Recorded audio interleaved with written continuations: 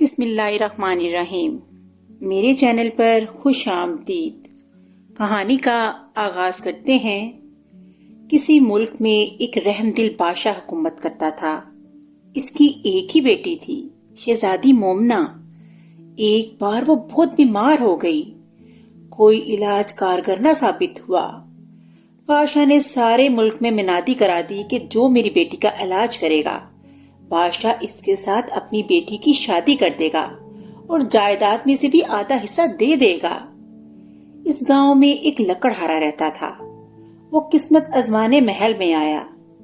اس لکڑہارے کو کچھ جڑی بوٹیوں کا علم تھا۔ اس نے بادشاہ سے کہا کہ وہ شہزادی کا علاج کر دے گا، مگر اس کے بدلے اسے بادشاہ کی جائیداد نہیں چاہیے۔ وہ صرف شہزادی سے شادی کرنا چاہتا ہے۔ وہ شہزادی کو اپنے ساتھ اپنی جھونپڑی میں ہی رکھے گا۔ بادشاہ مجبور تھا، اس نے شرط مان لی۔ چنانچہ 2 دن کے علاج کے بعد شہزادی صحت یاب ہو گئی۔ لکڑہارے نے بادشاہ کو اپنا وعدہ یاد دلایا۔ بادشاہ بہت پریشان ہوا۔ اس نے سوچا کہ میں اپنی بیٹی کی شادی لکڑہارے سے کیسے کروا دوں۔ بادشاہ نے سوچا کہ اس لکڑہارے کو کسی ایسی جگہ بھجوا دیتا ہوں جہاں سے یہ کبھی واپس نہ آ سکے۔ وہ روز لکڑہارے کو کسی بہانے دور دراز بھیجتا، لیکن لکڑہارا اتنا پھرتیلا تھا کہ شام تک واپس لوٹ آتا۔ شہزادی نے بادشاہ کو سمجھایا بھی کہ وعدہ خلافی نہ کرے، مگر بادشاہ کو اپنی اکلوتی بیٹی سے بہت محبت تھی۔ وہ نہیں چاہتا تھا کہ اس کی بیٹی تکلیفیں برداشت کرے۔ بادشاہ بہت پریشان تھا۔ پھر اسے ایک ترکیب سوجی۔ اس نے لکڑہارے سے کہا، جاؤ اور سمندر کی تہ میں جو ہیرے جواہرات ہیں وہ لے کر آؤ۔ لکڑہارا گیا تو بادشاہ نے شہزادی کا فرضی جنازہ تیار کروایا، تاکہ لکڑہارے کو یہ کہہ کر ٹال دے کہ شہزادی مر گئی ہے اور لکڑہارا مایوس ہو کر یہ ملک ہی چھوڑ دے۔ لکڑہارا پانی میں تیرنا بھی جانتا تھا۔ اس نے چند ہی دنوں میں سمندر کی تہ سے ہیرے نکالے اور محل کی طرف چل پڑا۔ راستے میں شہزادی کا جھوٹ موٹ کا جنازہ لیے جا رہا تھا۔ لکڑہارے نے لوگوں سے پوچھا کہ یہ کون فوت ہو گیا، تو اسے بتایا گیا کہ یہ شہزادی مومنہ کا جنازہ تھا۔ لکڑہارا ہیرے پھینک کر اس جانب چل پڑا جہاں جنازہ جا رہا تھا، لیکن اسے پہنچنے میں دیر ہوئی۔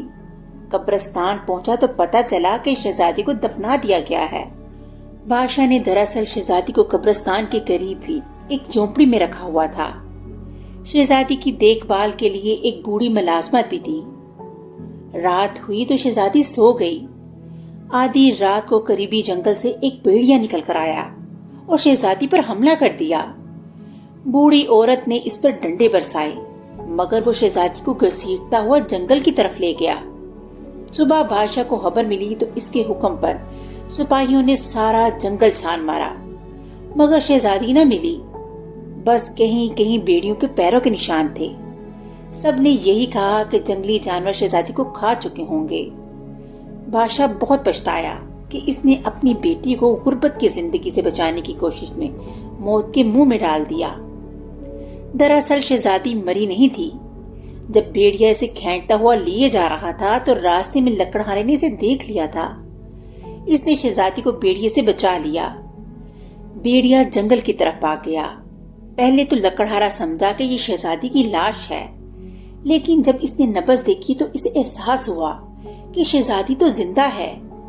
وہ شہزادی کو اپنی جھونپڑی میں لے آیا، اس کا علاج کیا۔ شہزادی 1 دن تک بے ہوش رہی۔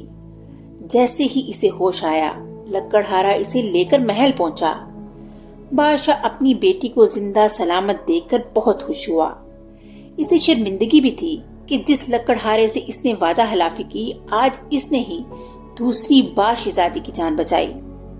اس نے لکڑہارے سے اپنی غلطی کی معافی مانگی اور کہا، میں تو سمجھا تھا کہ میری بیٹی کو اس محل میں ہی خوشیاں مل سکتی ہیں، لیکن تم نے اپنی جھونپڑی میں اس کی جان بچا کر ثابت کر دیا کہ خوشیاں کبھی دولت سے نہیں خریدی جا سکتی۔ بادشاہ نے شہزادی کی شادی لکڑہارے سے کر دی اور شہزادی کی خواہش پر اپنی جائیداد کا آدھا حصہ غریبوں میں بانٹ دیا۔ اس طرح کہانی کا اختتام ہو گیا۔ اگلی کہانی کے ساتھ پھر ملیں گے، تب تک کے لیے اللہ حافظ۔